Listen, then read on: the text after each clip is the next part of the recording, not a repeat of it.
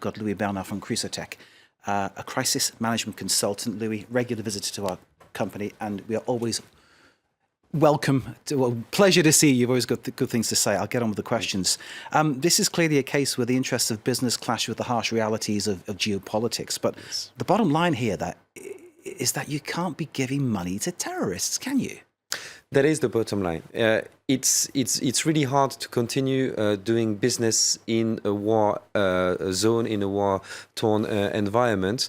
Back when this facility was still in operation, Total had left the country. Air Liquide, another big French company with a massive facility, had left the country. And it's a question of how far are you willing to go in order to keep on doing business. And in a region which is by then controlled by the Islamic State, then you have to pay the war tribute to the Islamic State. And what the inquiry or internal inquiry of Lafarge seems to have shed light on is that yes, they did give money to terrorists in order to ensure a safe passage of their trucks, in order to get a petrol for their trucks. So now the risk for Lafarge is really judiciary. It might be accused by the French government of collusion with terrorism, which would be unprecedented for a big French company. I mean, clearly paying this money to a terrorist organization must break a whole raft of international laws. Yes. You've given us some insight into what Lafarge might have been thinking when they were doing that, what their rationale, their reasoning was. Yes. But what do you think they should have done? Again, hard to say. If the idea is to maintain the business, you have to maintain the people in order for the... So that's an investment in that part of Syria? First, there was an investment a few years before in order to set up this facility. This must have been taken into account by the directors of the company. And then when you do decide to keep on business, then you have to protect the people working there. And every day it was more difficult for them to work there. It was more dangerous for them to work there. So I can imagine the rationale of doing what it takes in order to keep on working. The question will be really, was this the decision of local people in Syria working for the Lafarge Group and doing what they thought they had to do in order to keep on doing business? Or was it a corporate decision and saying, okay, we don't want to leave the country, pay whomever in order for that to continue? That will be the question. The kind of money we're talking about, though, surely it would have been signed off by people high up the chain, head office. Again, very hard to say for sure. Le Monde seemed to have seen an exchange of email, if I remember correctly, between the people in Syria and the corporate head office, which would indicate that there was some kind of a sign-off. But that, of course, the inquiry is going to shed light on. With your knowledge of how terror networks work, how would this money have been spent?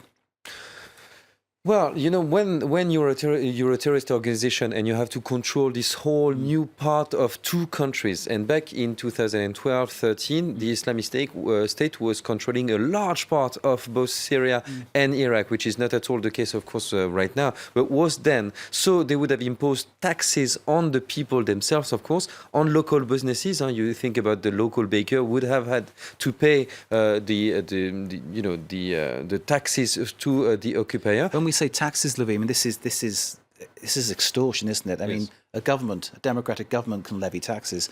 A terror group basically is saying, give us the money or else, isn't it? It's exactly. That kind of it's absolutely extortion, much like what would happen in other war zones or in parts of jungles that were controlled by rebel groups or indeed the mafia. Exactly the same. They would ask money to the local businessmen, or take their bread or take their grain or whatever in order to feed their conquest of the rest of the country, of course. Up to the point, actually, where the Islamic State itself occupied this facility of Lafarge, hence cutting off the funds that they were supposedly providing to them. So at the beginning, it was an investment which was working for the French-Swiss company Lafarge, working for the local people because it was giving them jobs and creating opportunities. We can look at it that way. Yes. It becomes suddenly a nightmare. there's no way back from this, is there, for Lafarge? Clearly, this is a huge embarrassment which could have further implications and further big problems for them.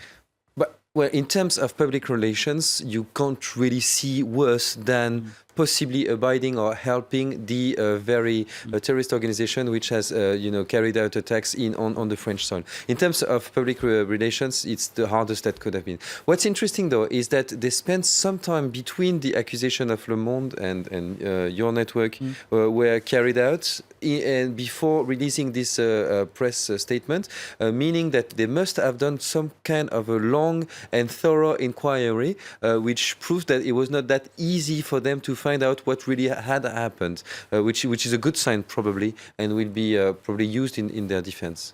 It is an intriguing story with some very alarming angles. Louis, thank you very much for giving us your analysis on this. Louis Bernard from Crisotech, thank you, sir, very much for joining us. We always appreciate your time.